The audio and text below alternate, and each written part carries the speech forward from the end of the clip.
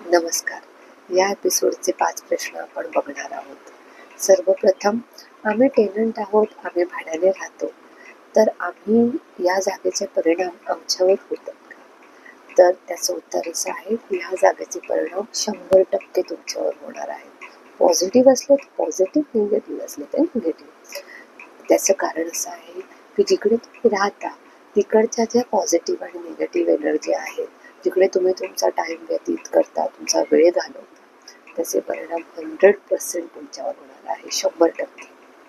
दुसरा प्रश्न असा आहे की आम्ही आमची जागा भाड्याने दिली, त्यामुळे त्या जागेचे परिणाम, जी जागा भाड्याने दिली आम्ही त्याचे ओनर आहोत पण आम्ही राहत नाही, तर त्याचा परिणाम होईल का?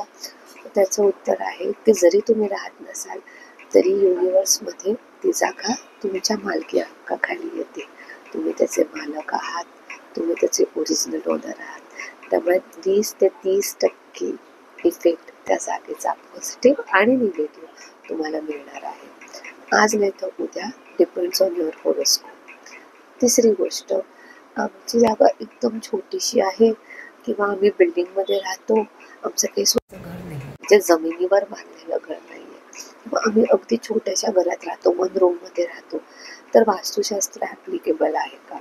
तर जिथे तुम्ही राहता, अगदी एका खोलीत राहत असाल तरी तुमच्या ऑफिसचा एक छोटासा डेस्क जिथे तुम्ही राहता किंवा जिथे तुम्ही काम करता, जिथे तुम्ही राहता, जिथे तुम्ही तुमचा वेळ घालवता, त्या जागेच्या पॉझिटिव्ह आणि निगेटिव्ह एनर्जी तुम्हाला 200%, 100% अफेक्ट करणार. कारण त्या जागेच्या जे काही एनर्जीज आहेत त्या तुमच्यावर परिणाम करत असतात.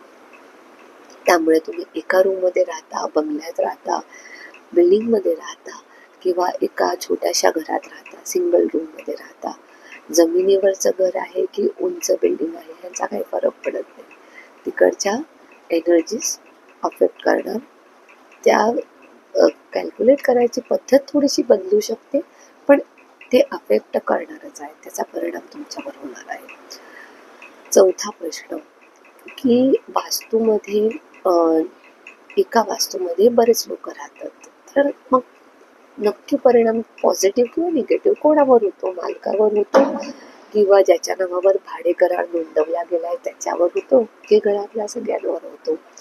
तर घरातल्या प्रत्येकावर, जो त्या घरात राहतो त्या घरात त्या माणसावर, त्या घरातल्यांवर, सगळ्यांवर परिणाम होतो.